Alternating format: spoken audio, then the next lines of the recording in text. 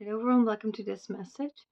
So it's like really hot here today, and our first card is Topsy Turvets cards, and then the next two cards are the Friends card and Nell's the Alchemist.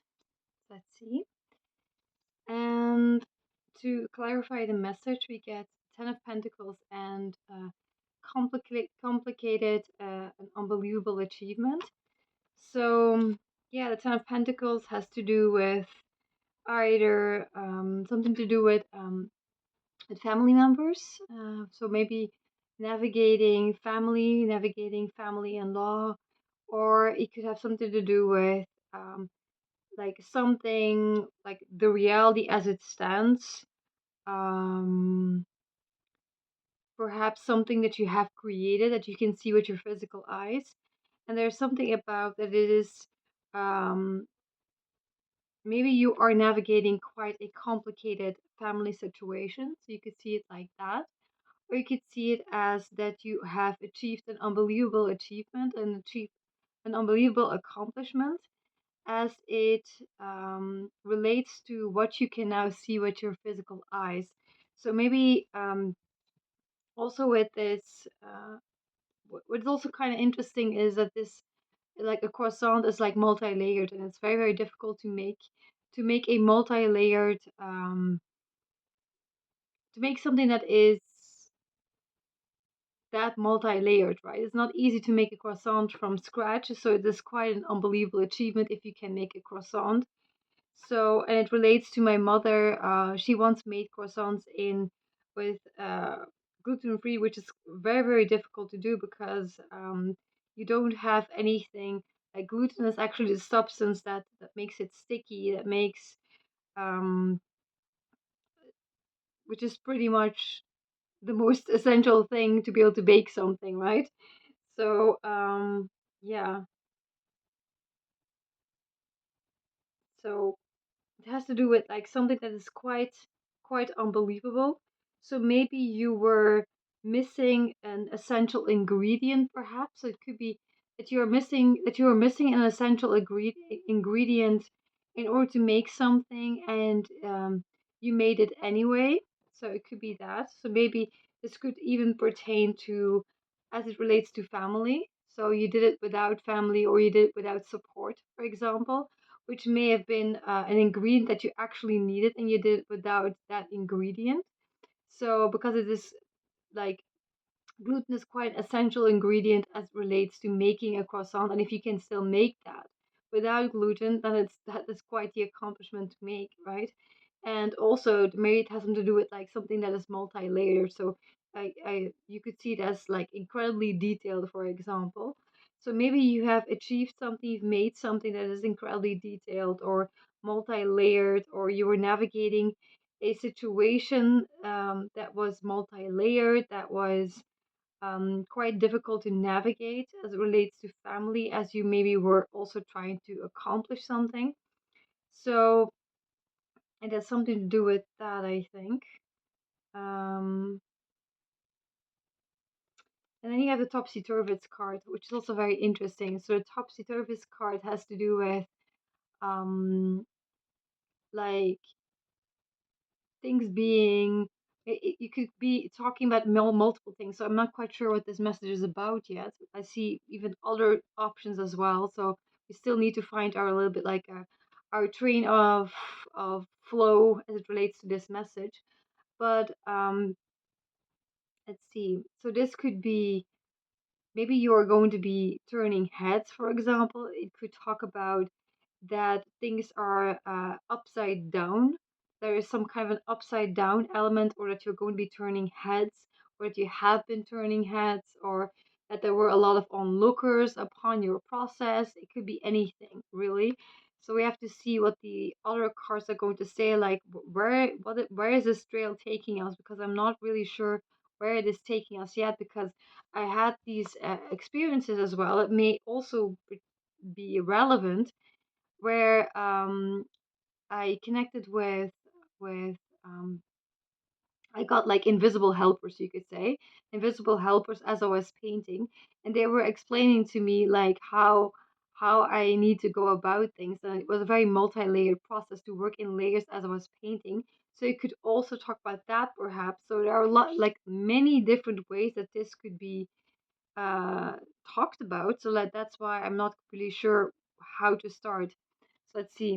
And then you have the friends card as our next card, which has to do with support. So maybe it has something to do with that.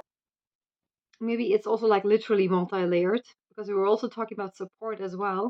So this is like your friends in higher places. This is support from higher places.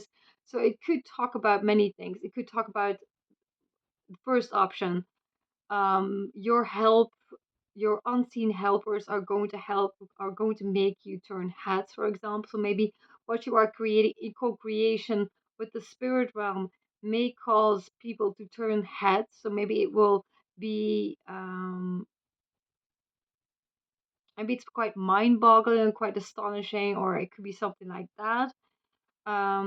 Maybe they are helping you with Nels the Alchemist to change something that was actually not really working, and they are helping you to transform it into something that actually is quite amazing, for example, that will be turning heads. So you could be talking about your support in unseen places because that's what this is about.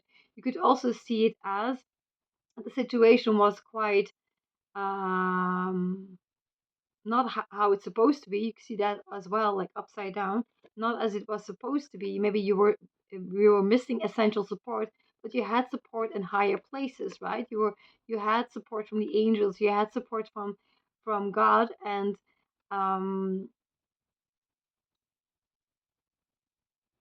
maybe they are helping you to change a situation, to turn a situation around, for example, to to help you focus, to help you know which road to take as well. So maybe they're also helping you to give you instructions as to what kind of road you should be taking, what kind of direction you should be taking things.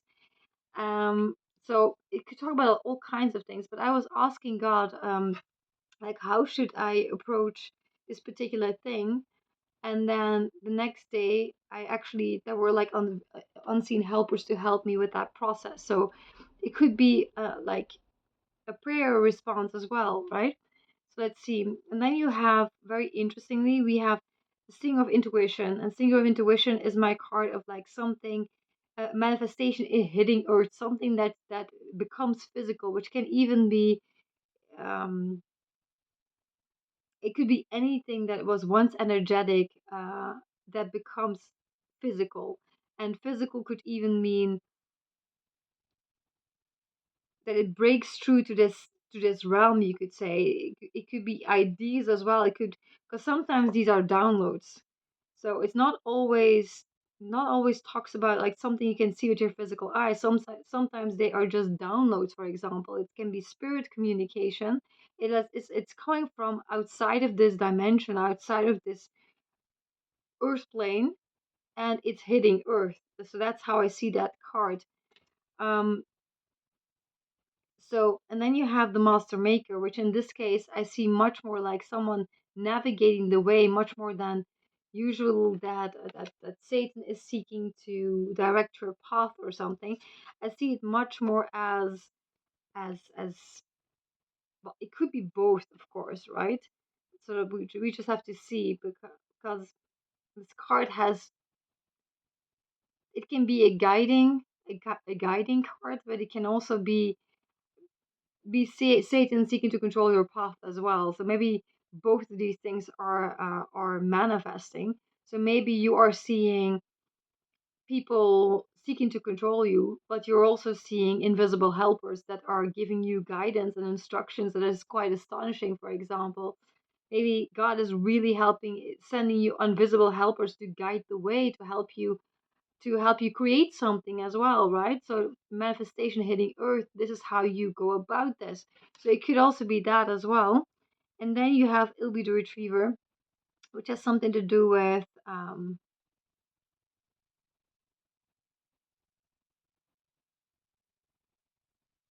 yeah, there are so many questions here. Like coming back to self is what this means to me. So maybe something was seeking to direct your path and or to control you, and you came back to yourself, or God could be talking about come back to yourself. So there I don't really know what this is talking about yet. So let's just see.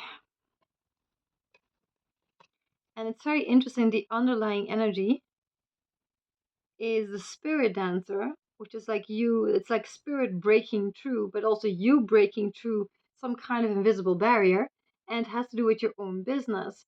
So with these donuts, which is very interesting because it relates to my friend, I think.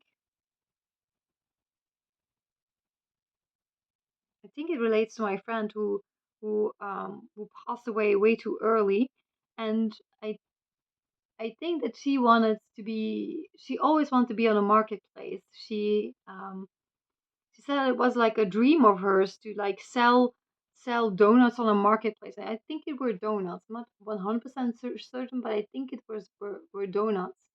And she never got to realize that dream, right?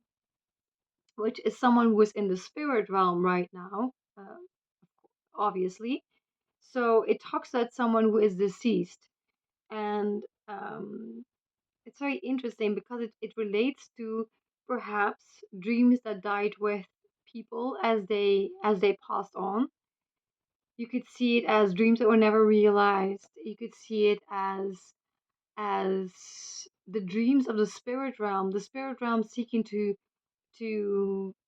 still create their dreams perhaps on this earth plane, and you have your own business. So I do feel I felt a little bit because it's fascinating that painters that have passed away are seeking to connect with me to create to to help me create what I want to create. And it was also seemingly in response to me asking God, like, how should I go about making these magnets, right? How should I go about this? And then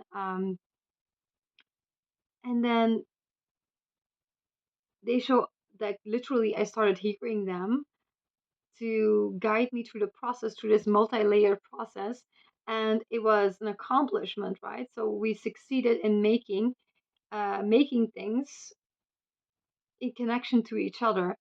So it is quite it could even be that it was quite crowded perhaps as well. So you could even see it like that, like the spirit realm being very, very crowded, full of spirit helpers, right? Maybe there are so many that are cramped up. Maybe God wants to say, like, there are so many invisible helpers there that are wanting to, because these are unseen helpers, right? And maybe it's like really cramped up and crowded. How many want to like be invisible helpers, want to be unseen helpers? So there may be a lot that want to come true and help perhaps, because this is like kind of like the spirit realm seeking to like cross the invisible barrier and like realize dreams that died with them, for example, right? So like as I am creating things, like it's kind of fascinating that all these painters want to use these paint markers that we have these days, but they didn't exist back then, right? So I do get a feeling that it's almost like they get to paint again through me, right? That they get to use these new materials through me and test them out. So it's like really interesting as I am realizing my own dream, like they are realizing their dreams, you could say. So it's like a very beautiful co-creation. So I really want to go there, which would also make the most sense because you have like this multi-layeredness, which is literally what happened this morning. Like they like so you so I'm going to read it as my first interpretation, which would be this is the manifested reality, like what is being created physically in this earth plane, and that it is very multi-layered and it's quite the accomplishment. And like and I do think that they are going to help to create something that isn't really working. So it's like I also stated that verse, like all things work together for good for those who love God, right? So, and I did feel that Satan was seeking to cause something that resembles self sabotage, um, which I know is not self sabotage, but he's like creating something that looks like self sabotage. It's not really working, you're wasting materials, like Like it looks like self-sabotage, but that's not what it is. It is more like demonic warfare, you could say. And these spirit helpers, they are seeking to change that. They are seeking to say, well, you have something that isn't working. Let me help you make something beautiful out of something that isn't working, pretty much. So, and I do think that that's what they are helpers for, to create, to change what isn't working into something that is working. So you may have invisible helpers, so like literally unseen helpers, that are seeking to guide you. And these are literally like deceased, like people who are gifted at something, but they are deceased. Their dreams died with them, but they want to keep on realizing their dreams, pretty much, because that's what this card is talking about. Spirit dancer, right? Seeking to push through the barrier, seeking to a deceased, like a dream that died with them. They want to create that on this physical earth plane. So that's what they are trying to do, and they're trying to guide you and help you, because they are like unseen helpers, and it may be quite crowded. So there may be a lot of unseen helpers that are like cramped up, waiting to assist you, pretty much. So it could be something like that. And I do think that there is, I see this as a manifestation of instructions, a manifestation of guidance, of something that's unseen, right? Unseen helpers, unseen guidance, unseen direction and instructions. And maybe you're going to be creating pearls with that. Like something very, very beautiful, very, like a really beautiful thing may come from that, I think. So let's see if we look at it from the top to the bottom. So if you were to see this as, now like it really feels like that. It feels like it is very, very crowded in the spirit realm. Like everyone's like cramped up, like I want to co-create, right?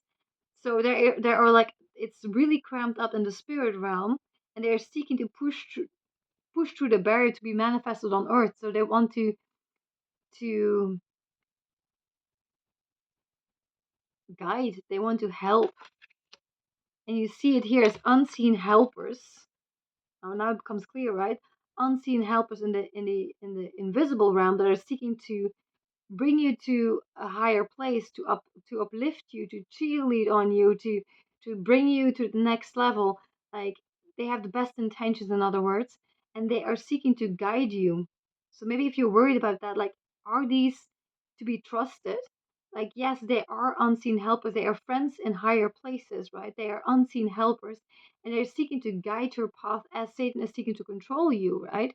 So there is, they're trying to make something, I think they are trying to make something amazing out of something that literally isn't working. Because this is like, Nels the alchemist transforms something negative into something positive, right? And maybe she is transforming something into a pearl, into something that is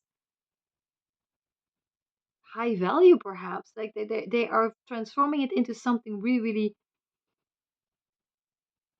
something that is really beautiful. That's very clear. Because now the alchemist transforms something into something better, right? She transforms, perhaps, like, they say, like, you don't want to give your pearls to swines. This is more like, you, like the opposite of that. Like,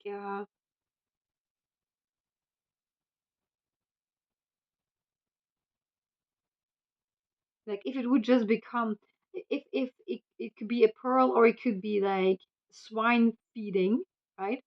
So it's kind of like, it, normally it would have been like swine food, for example, but because you have these unseen helpers, they are seeking to transform it into pearls, into something that's really high value. So they are helping you to transform that into that. So I would say trust the process, and it is in alignment with what I am wondering about, obviously, because I'm not quite sure sometimes, like, should I be following this advice, but it like really works out. So yeah, and it is in response to what I asked God about. Like, I asked God, like, how am I supposed to go about this? And then the next day they show up. So like, it looks like action response. It just comes from unseen helper. So it's kind of like God sending these unseen helpers, like go and help them out, but they are actually deceased individuals that are seeking to create again on earth, to realize a dream that died with them. So in my case, this would be to paint again, to create again, to be able to use materials again. So it is quite astonishing, I guess. And like what lay underneath, you have the Lady of the Harvest. So there was a situation that was draining you, and you have allergy and intolerance. So I see it much more today as like you want to be intolerant to things that drain you. So if as soon as you notice something that drains you, that bores you, stay away from it. Go and do something else. And there's something here about carrying many burdens. And the Ten of Wands lately also has something to do with the alchemization, because it talks about carrying a lot of energetic,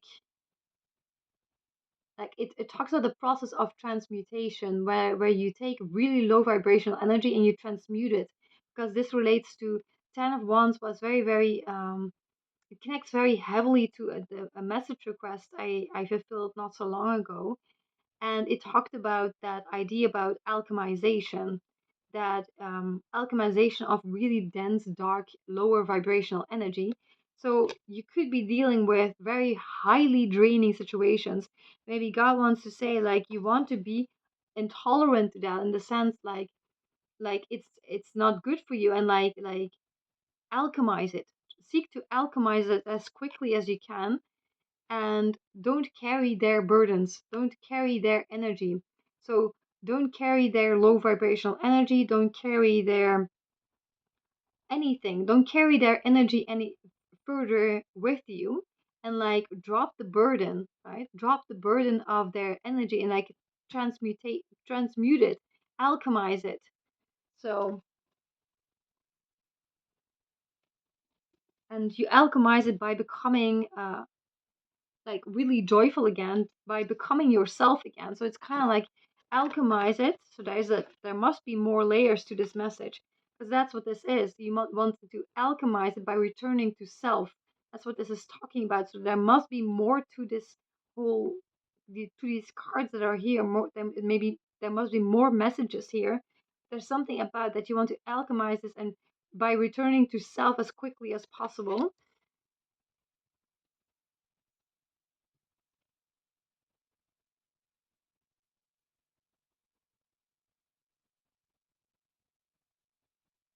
Like there's something about that you have unseen helpers. You also have people who are seeking to control you. Like try to get back to yourself as quickly as possible. Try to alchemize this as quickly as possible. There are also like helpers in unseen places that are also helping you to alchemize this much quicker. Like there's a lot happening in the unseen realm as well. So yeah, let's just see what the Bible wants to say.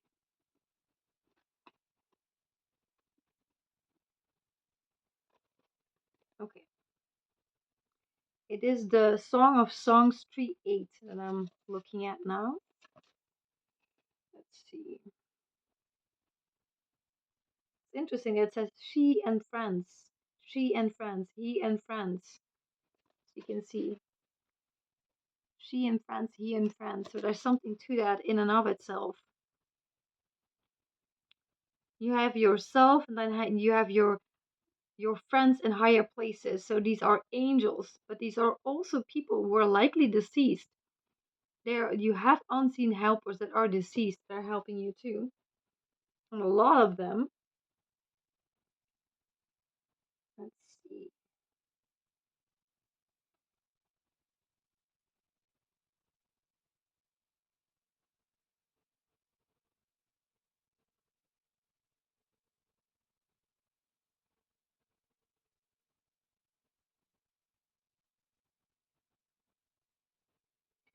Oh, something something weird about this alcohol again, because I'm like being drawn to this again. It says here about friends. Really, it's Song of Songs 1, verse, I think it's part of 4. We rejoice and delight in you. We will praise your love more than wine. It's fascinating, right? Because like lately there have been this all of these messages about alcoholism and alcohol and making me seem to the public as though I would be an alcoholic or something. It's like really strange. And then the neighbor came by and he was like with the exact opposite. Like it was so absolutely strange. So and now we have wine again. So there's something weird about this. We rejoice and delight in you. We will praise your love more than wine. So I do think that they are like in my case this would be like just to correct like ridiculous like whatever is going on like in terms of like what these weird things. So maybe those friends in higher places they're going to say like we will praise you more than we will praise your love more than wine. So it could be like we are going to make sure that that narrative of Satan is not being pushed through. But the scandal like what could be a scandal or whatever, like these untruths that are being this narrative that's happening, that they're going to make sure that that won't stick or that that won't happen or something. Let's see. And for you, this could be like any other kind of like narrative that's going on about you, like it won't stick. So, and says she, let him kiss me with the kisses of his mouth, for your love is more delightful than wine. Pleasing is the fragrance of your perfumes. Your name is like perfume poured out. No wonder the young women love you. Take me away with you. Let us hurry. Let the king bring me into his chambers. And then we rejoice and delight in you. We will praise your love more than wine. She, how right they are to adore you. Dark am I, yet lovely. Daughters of Jerusalem, dark like the tents of Kedar, like the tent curtains of Solomon. So,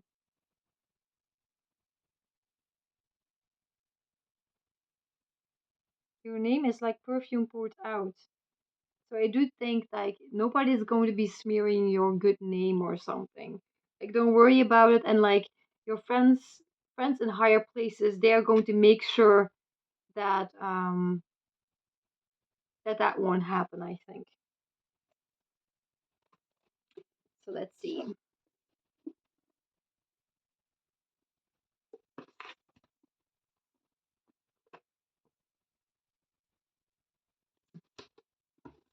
do this first.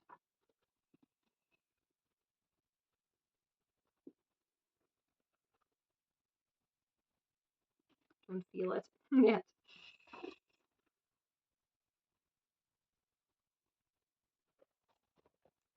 Okay, let's see. Harry's mouth felt open. Exactly, said Ron. And now the whole school thinks that you are the great grandson of. But I'm not, said Harry, with a sense of panic that he couldn't really explain, which is kind of interesting. So, like, the whole school thinks that, blah, blah, blah, right? Which is kind of like, yeah, and that Sarah says, but I am not, right? So it's very very similar to like a narrative being going on about you and like you saying like no, but that's not true. That's not yeah.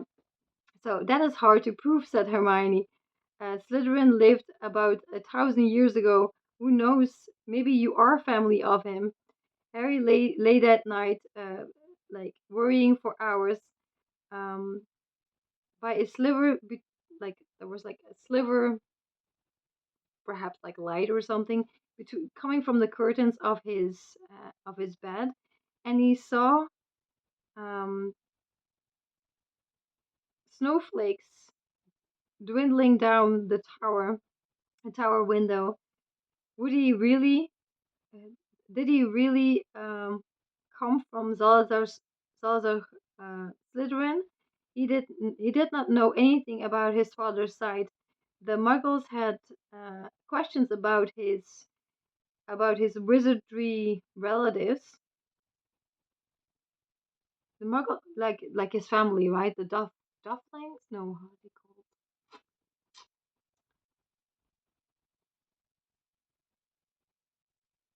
The Dursleys. The Dursleys had always banned questions about his wizard relatives, so he doesn't really know that, right? Harry tried to say something softly in Tongue, but he couldn't do it. Maybe it is because he could only do that if he were to be looking in the eye of a snake. But I am in Gryffindor, Harry said. If I really would be having Slytherin blood in me, then the Sorting Hat would have put me in a different house. Aha, said an unpleasant voice inside his head. But the Sorting Hat first wanted to put you into Slytherin. You remember? Harry turned around. Maybe tomorrow he would see some kind of guy at herbology, and then he could explain that he had recalled the snake and had not like spurred him on, something that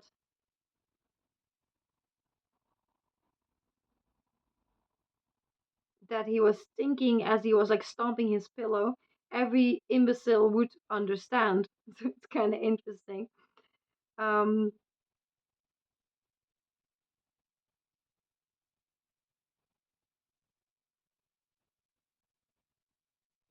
yeah. So it is talking about like some kind of narrative that's going on, and like that you would start questioning, like, am I, like, which, well, it makes absolutely no sense.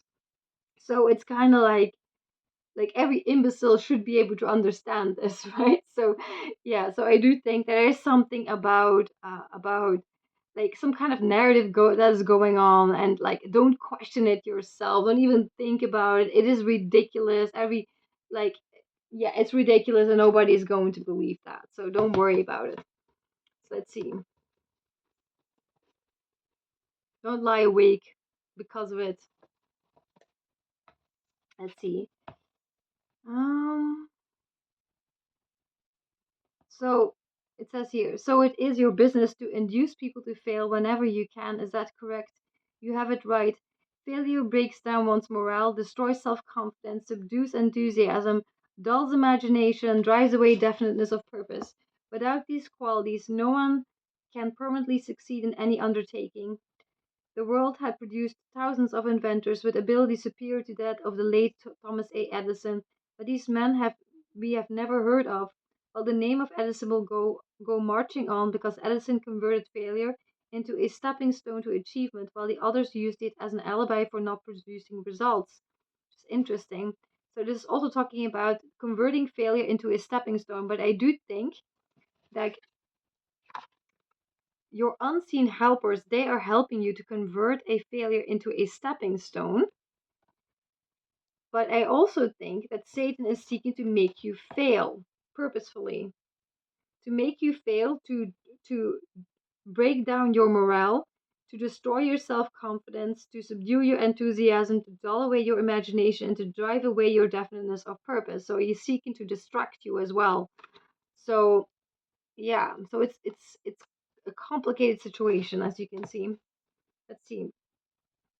Is the capacity to surmount failure without being discouraged one of Henry Ford's chief assets? Yes, and the same quality is a chief asset of every man who attains outstanding success in any calling. That statement covers lots of territory, Your Majesty. Do you not wish to modify it or tone it down a bit for the sake of accuracy? No modification is necessary. No modification is not as necessary because the claim is none too broad. Search accurately into the lives of men who achieved enduring success, and you will find without exception that their success has been in exact proportion to the extent that they surmounted failure. The life of every successful person loudly claims that which every true philosopher knows: every failure brings with it the seed of an equivalent success. But the seed will not germinate and grow under the influence of a drifter. It springs to life only when it is in the hands of one who recognizes that most failures are only temporary defeat and never under any circumstances accept defeat as an excuse for drifting. So I do think that what God wants to say is, I was wondering about that, and I was also sensing that in my spirit, is like if you have some kind of direction that you're taking, stay on that course. Do not change it. Do not change the course of how you are going about things, and convert failure into stepping stones to achievement.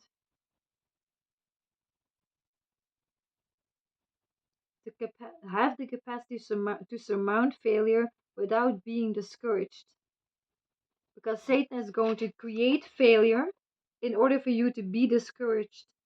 So you want to surmount that failure without being discouraged, and to actually convert whatever failure you are seeing into a stepping stone towards achievement. So you want to turn it, alchemize it into something better, you could say, and you're going to be helped to make that a reality. But I also think you need to like stay the course. Whatever you are doing, stay the course, and don't change that. Don't change whatever you were doing. Like keep going in the same direction, because that's definiteness of purpose, right? Like this is what I'm creating, this is my plan, and you're going to be creating that and exactly that, and nothing else, pretty much. So stay the course.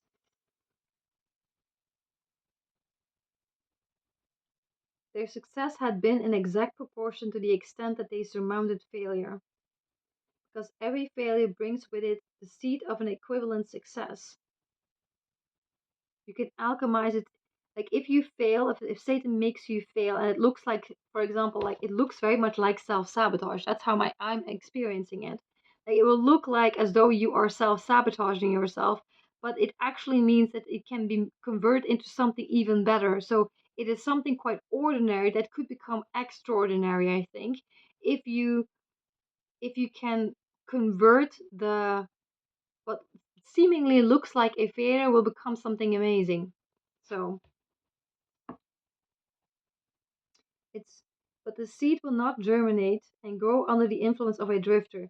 It springs to life only when it is in the hands of one who recognizes that most failures are only temporary defeats and never under any circumstances accept defeat as an excuse for drifting. So it is similar to if you were going to make something, right? In my case, like if I'm going to be making something and it looks like a failure, do know that that is not a failure. So that's also how I experienced it. It looked like what on earth am I doing? This looks horrible.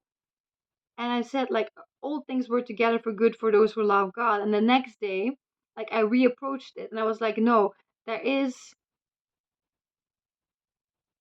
It's kind of like I focused on it may seem like this is a failure. It may seem like this is something that needs to be thrown away. It looks horrible. Like it is like a waste of materials. It's not working out. But like if you like reapproach it and you keep working on it, you will then realize that it actually is more amazing than it was before.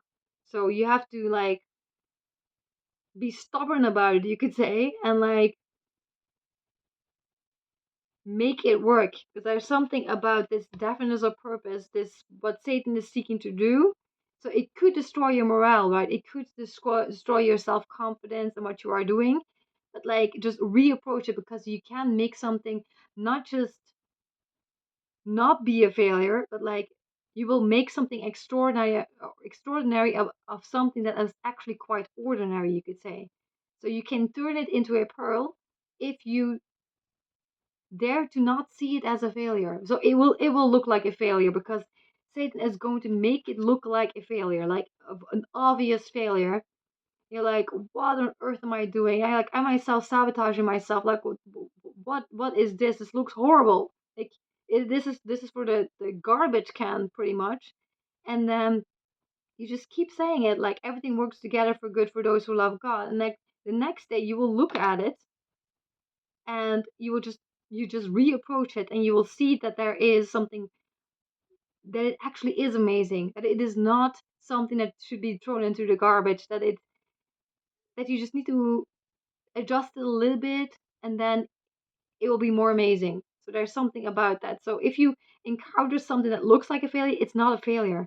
It's only a failure if you would abandon the project. So let's see. What is the strongest factor in converting temporary defeat into failure? The habit of drifting. If I understand you correctly, you claim there is virtue in failure. See? There's virtue in failure. That does not seem reasonable. Why do you try to induce people to fail if there is virtue in failure? So Satan is seeking to make you fail, but why would you do that if there is virtue in failure, right? Which is exactly what this is. There is no inconsistency in my claims. The appearance of inconsistency is due to your lack of understanding. Failure is a virtue only when it does not lead one to quit trying and begin drifting. See?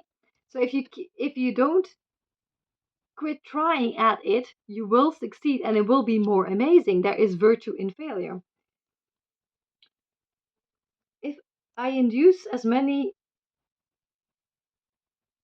Failure is virtue only when it does not lead one to quit trying and begin drifting. I induce as many people as I can to fail as often as possible for the reason that not one out of 10,000 will keep on trying after failing two or three times, which is true. That is so true.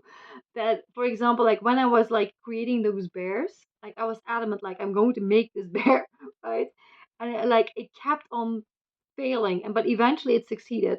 So maybe I should just keep on working on that sheep too. Like maybe I should just not give up on that either. Anyway, so or it could be converted into something that will be much more amazing than this. Perhaps that could also be the case. So like if you're like I'm going to make a sheep, you make a sheep. That's what this means. Like you make a sheep. Whether it is maybe like my sheep kennel, I can't like I've tried it like over and over and over again. Like it does just won't work. But maybe I could make it into something. I could make a figurine out of it, for example, and maybe that will like be amazing. So there's something about like don't give up on the plan. Like maybe reapproach it, but don't give up on it. There's something amazing there. Let's see. I am not concerned about the few who convert failures into stepping stones, because they belong to my opposition anyway. They are the non drifters, and therefore they are beyond my reach.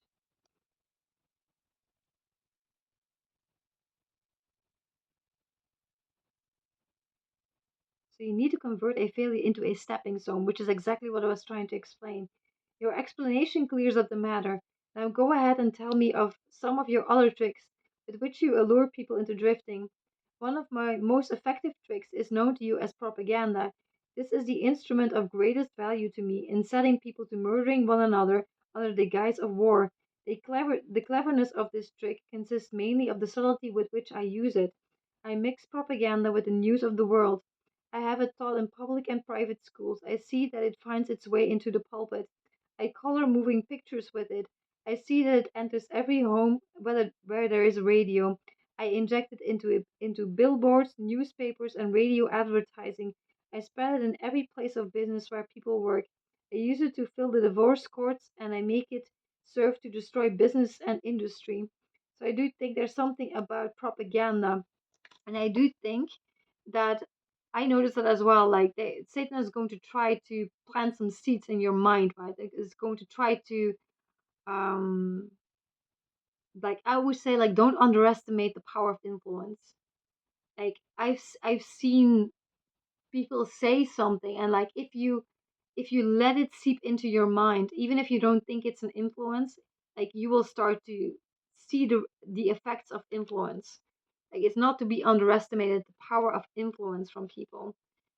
So so maybe he's going to try to do that. So use some kind of something that resembles propaganda, you could say.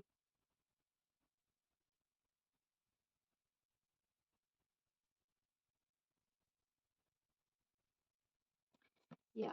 So I'm wishing you a very beautiful day ahead, and bye bye.